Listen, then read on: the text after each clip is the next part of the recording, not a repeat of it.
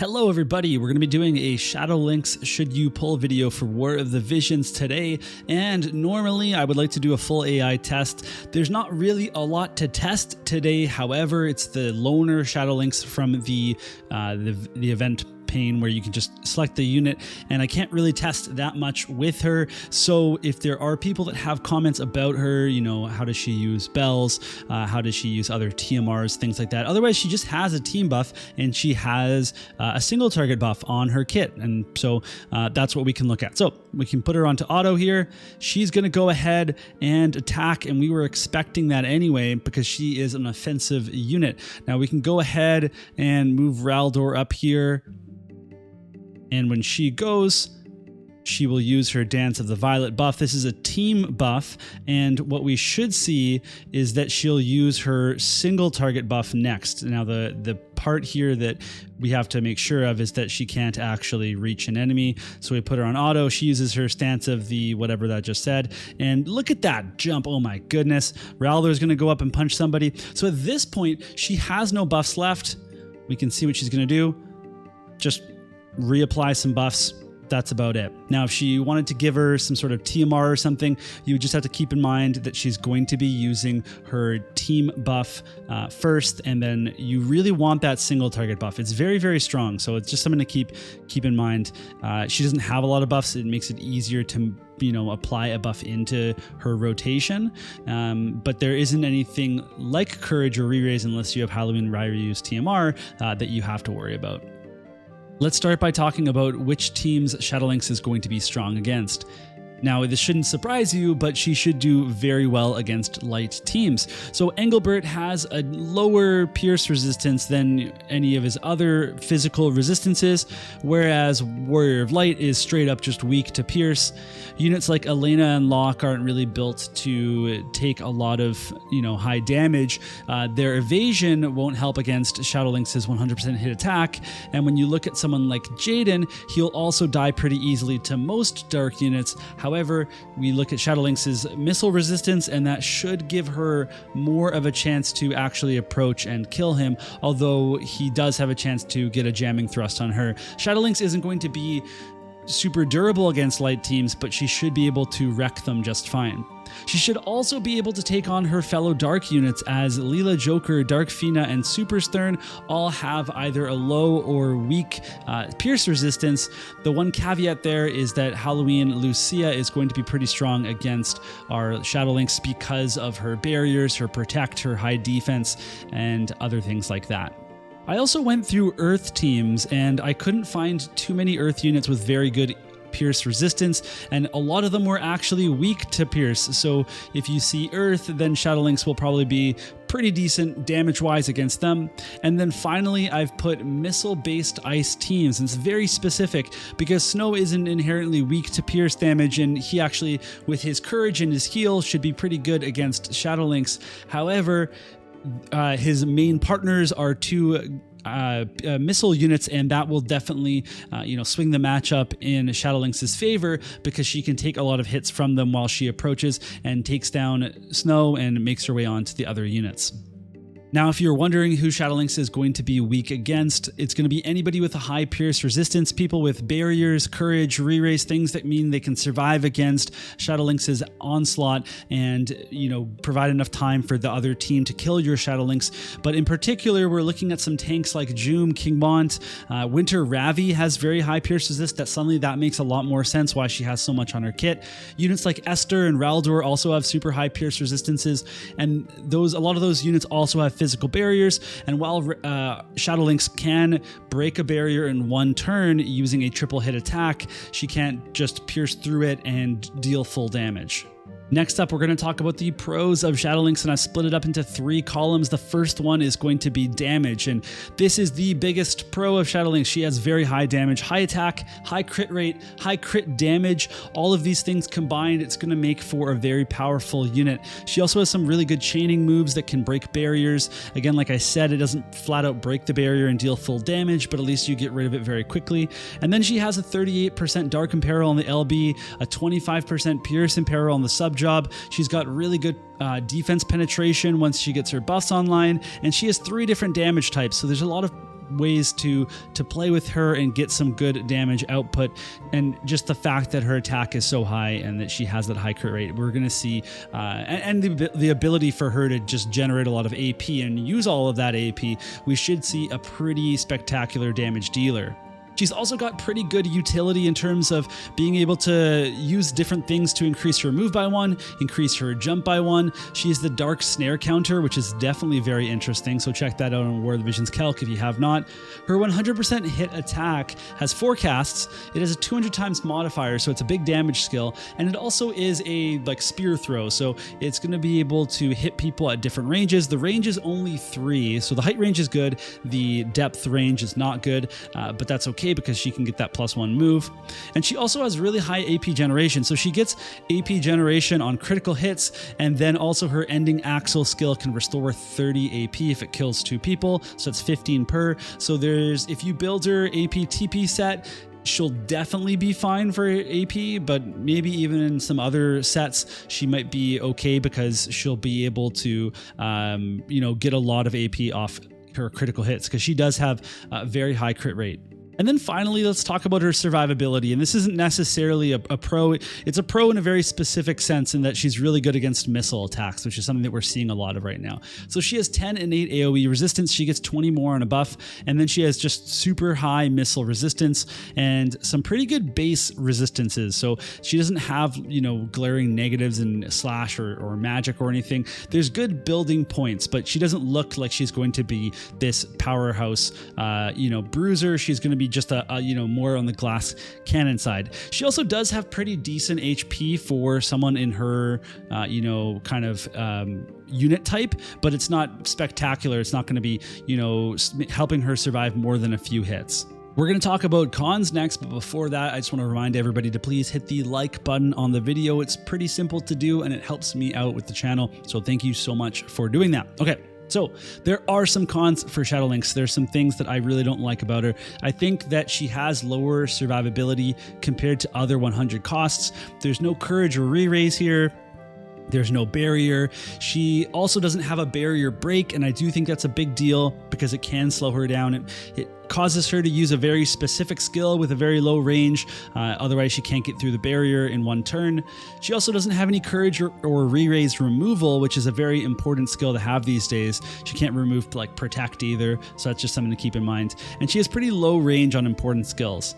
The other thing that I want to talk about, which isn't necessarily a con, is her evasion, because she's not an evasion unit. So I'm not slamming other units for not being evade units, but there's some people that threw that out there, and I just want to kind of give that information. So if we look at some evasions of various units, we can kind of compare her. So for example, if you look at the innate evasion of Shadowlynx, it's 41%.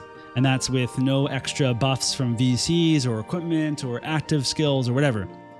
But then if we look at the same base evasion for someone like Leela, who is kind of like a unit that can evade once in a while, and she has 56 evasion. So that is 15% higher than Shadowlynx. And then we look at someone like Summer Kilfey, who has really high luck, decent agility, and has an evade buff on her kit, and she's at 58%. And then we go to a full-on evade unit like Helena, and she's at 77%. So what this tells me is that Shadowlynx is not an evasion unit, and you should not build her as an evasion unit.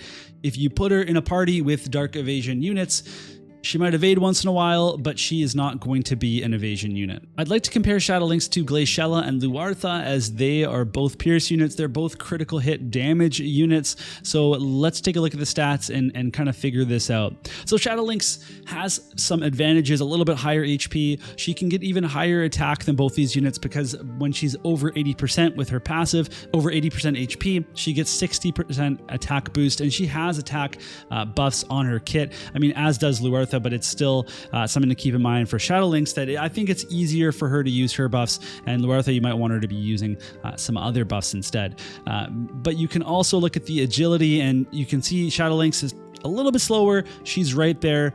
Crit rate wise, she is super good to go. Resistance wise, looking very comparable to these two units. Accuracy wise, kind of right in between them, but has the 100% hit already. So really what we're looking at here are how can you deal damage? How can you survive? And when you look at Glaciela, she is able to remove courage, re-raise. She has a barrier. She has higher AoE resist than Shadowlynx does. She has very high magic and slash resistance. WLuartha also has, better innate AoE resistance than Shadowlynx, and also has, with her new master ability, the chance of being targeted reduced, so she won't be attacked outright. When we look at Shadowlynx, I think she's actually less durable than these two units, and that should be a good benchmark if you're kind of wondering how durable she's going to be. All right, so I have some closing thoughts before we get out of here. I like Shadowlynx's TMR a bit. It's kind of cool to get an ability that helps people dispel haste. Of course, until you can actually attack those units with haste, they have the advantage of going faster than you, but it's still an interesting thing to have, especially if you have the range to be able to dispel haste on people. Definitely looking really good for getting units without dispels, some help in getting rid of that haste. We can also look at her winged lance. It's the bingo weapon that she gets. It's a really great freelance for herself and other crit spear users like WLuartha. Now, the weird thing about this spear is that it doesn't include Glaciela Flagbearer. So WLuartha and Shadowlynx are going to get crit damage 15% and attack 30%, which is huge. And then pierce attack 20. If you put this on Glaciela, she only gets pierce attack 20. So it's a really good spear, really good for certain units, lancers as well, get the buff, but not all units will get this, these specific buffs, but still really good for WLuartha and very, very good for Shadowlynx. We can also look at her VC, as it has some really pushed stats. Somebody was commenting on Orange's video, and they were basically saying that this VC was going to have like max stats on every single bestowed and party effect. And I wanted to comment down below, like, are you kidding me? You think it's going to get literally all the max stats? And it actually got pretty close to it. So they were saying like 15% agility on the bestowed, but it's actually 8%, which is still really good.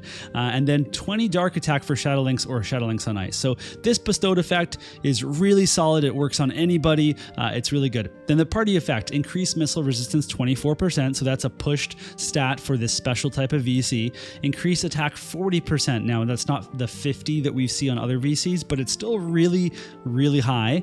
And then increase crit damage 25%. That is a max effect that we see on other VCs. So this vision card has some really, really strong party effects. The problem is that it's a sword red mage, a spear, ninja blade, and glove VC, and this is really hard to build with. All right, so if we go to warofthevisionscalc.com, we go to the VC, we can go to this button here, go to unit list, and once it loads, here we go. These are all the units that benefit from this vision card, and we can even go up to elements, and we can sort by dark, and we can see if I wanted to put this into a mono dark team, you're essentially going to be cutting out a lot of different units that you might use in a mono dark team. And we have Dwayne and Kane here.